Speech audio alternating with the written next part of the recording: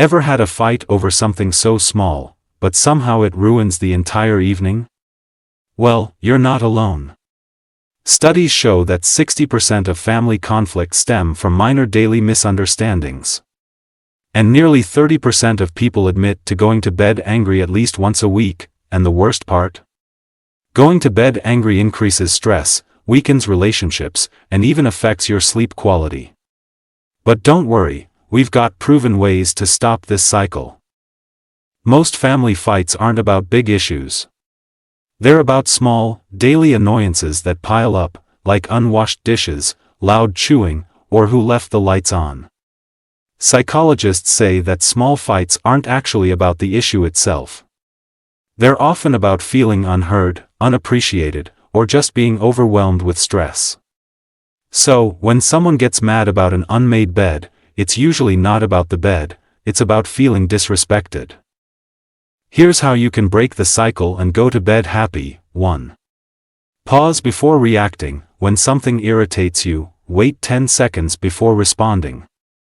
Take deep breath. This helps you respond calmly instead of emotionally. 2. Use I statements instead of blame. Say, I feel frustrated when I have to clean up alone instead of saying you never help around the house. Blaming makes people defensive. Instead, talk about how you feel and what you need.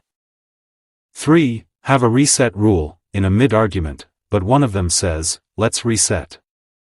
They take a deep breath and shake hands. Create a rule that allows anyone to call up reset during a fight.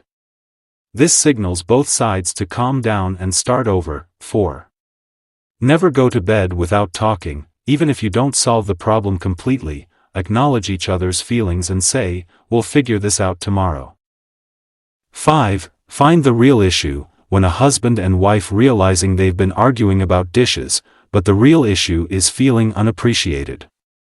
Ask yourself, is this fight really about what I think? If not, address the real issue. Arguments will happen, it's part of life.